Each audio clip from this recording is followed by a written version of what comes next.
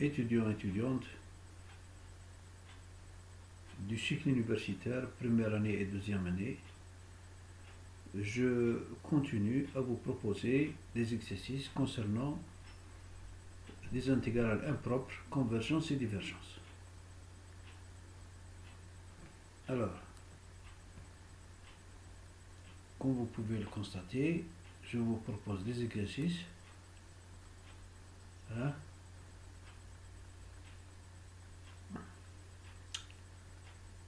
Alors, calculer l'intégrale impropre, intégrale définie de 0 à 1, c'est une intégrale t dt sur racine carrée de 1 moins t2. Vous voyez bien que la fonction sous le signe somme, elle n'est définie que pour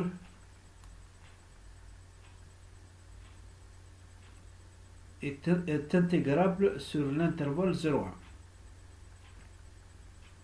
Pourquoi? Mais 1 exclu. Parce que pour x, pour t égale 1, la fonction sous le signe somme, elle est indéfinie. Donc la fonction t sur 1 moins t2 est définie pour x de moins 1 à 1, mais 1 moins 1 exclu. J'ai bien exclu, j'ai mis 2 barres ici. Je procède à un changement de variable, je mets u égale à 1 moins t2, donc du c'est la dérivée, donc c'est moins 2t dt, etc. Je remplace, j'ai en fin de compte, de 0 à 1, j'ai 1. Donc, qu'est-ce que j'ai dit de cette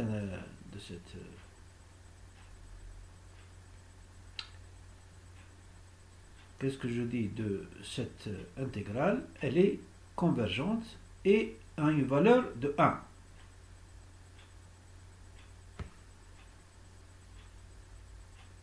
Voilà. Je passe à une autre intégrale. Voilà. Calculer l'intégrale de 0 à 1 dt sur 1 moins t2. Donc, est-ce que la fonction qui se trouve sous le signe somme, elle est intégrable? Oui, elle est intégrable. Sur l'intervalle 0, 1, elle est intégrable 0, 1, mais 1 exclu. Parce que la fonction sous le signe somme n'est pas définie pour 1, pour x égale 1 ou x égale moins 1. Ce qui nous intéresse, c'est surtout l'intervalle 0, 1. Le reste ne nous intéresse pas. Voilà. Donc 1 moins t2, si vous voulez bien, moins t2, elle est donc non définie pour moins 1 et 1. Ce qui nous intéressait de 0 à 1, l'intervalle 0 à 1, 0 à 1 est positif. Voilà.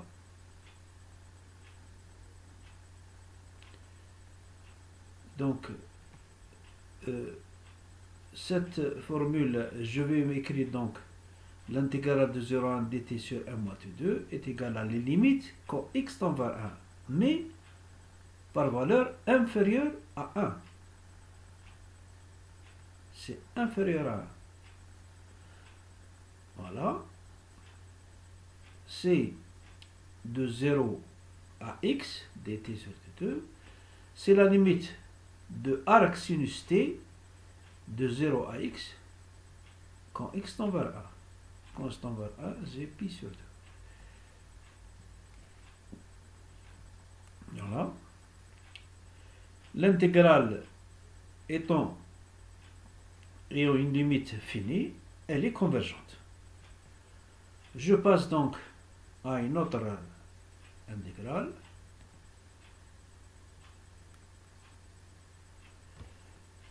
Voilà. Calculer l'intégrale impropre de 1 à plus l'infini dt sur x à la puissance 5. Qu'est-ce qui se passe?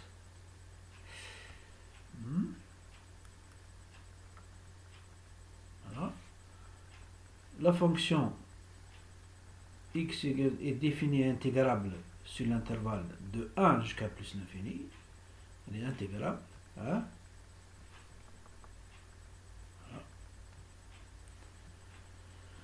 Voilà. Alors, je vais écrire, donc ce sera l'intégrale de 1 à l'infini de dt sur x5, ce sera la limite quand x tend vers plus l'infini de 1 à x. Après donc le calcul de la primitive, une des primitives, g 1 sur 4. Voilà. Quand x tend vers plus l'infini. Quand x tend vers plus l'infini, g 1 sur x tend vers 0. Il reste moins 1, donc moins 1 quart multiplié par moins 1, ça fait 1 quart. Je dis que l'intégrale de 1 plus l'infini dt sur x t5 converge. Par contre, l'intégrale de 0 à l'infini dt sur t5 diverge. Parce qu'il y a le voisinage de 0. Je continue toujours sur le même lancé. Hein. Voilà. Calculer l'intégrale propre de 1 plus l'infini de dt sur racine de t. Alors, je vais donc mettre x limite quand x tend vers 1 de x vers plus l'infini dt sur dt.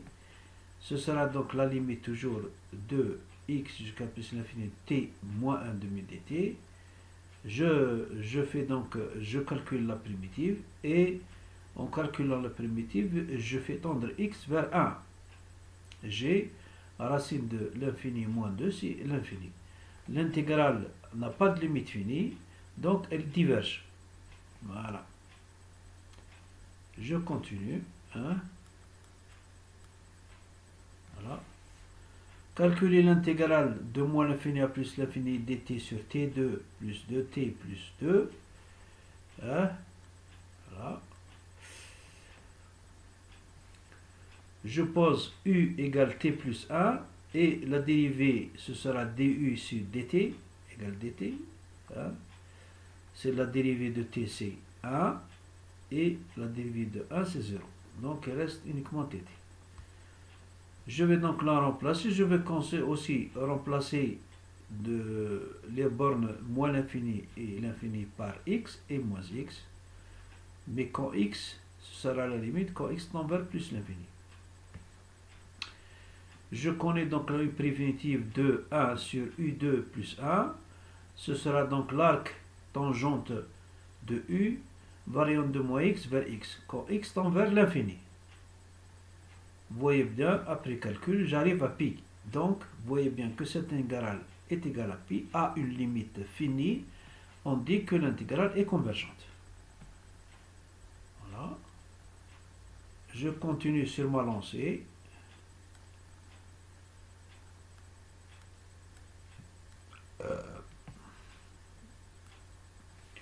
Cette intégrale, elle est un peu plus difficile, mais elle est longue. Calculer l'intégrale en propre de 1 plus l'infini de dx sur x racine carrée de x au carré moins 1. Je vais poser la racine carrée de x de moins 1 est égale à x plus t. Hein. La racine carrée d'un trinôme au degré 2, ce sera sur x, ce sera donc un degré moins. Donc, la racine carrée, ce sera donc de x2, on passe à x, plus t, une autre variable. Je procède aux transformations qu'il faut. Je vais écrire x2 moins 1, donc j'enlève cette racine carrée. Si j'enlève cette racine, c'est comme si je mets au carré les deux termes de cette relation. En développement que je vais avoir x2 moins 1 égale x plus t au carré. Je sais développer cette relation. Je vais étirer x. Voilà la valeur de x. Et à partir de ça, je vais calculer la dérivée de x par rapport à t. Voilà. Je vais donc obtenir cette relation. Je continue donc à transformer. Hein. S'il y a des simplifications, je profite pour simplifier. Je vais avoir donc je vais avoir racine carrée de x au carré moins 1 égale x plus t. Je remplace la valeur x et t plus x. Je vais aboutir à t de moins 1 sur 2t. Dans cette relation, je vais donc remplacer le dx, je vais remplacer 1 sur x et 1 sur racine carrée de x de moins 1. Après transformation, je vais aboutir à ce résultat. La racine carrée, donc, l'intégrale propre variant de 1 plus l'infini de dx sur x racine carrée de x de moins 1 égale pi sur 2. Je vous recommande de faire vous-même les calculs avant de visionner la vidéo. L'intégrale, dans ce cas-là, est convergente. J'espère que je ne suis pas allé très vite, mais dans le cas où vous ne comprenez pas une partie de cet exercice, qui comprend plusieurs intégrales, je vous invite à me faire des commentaires, et je vous répondrai sans hésiter. Merci de votre attention.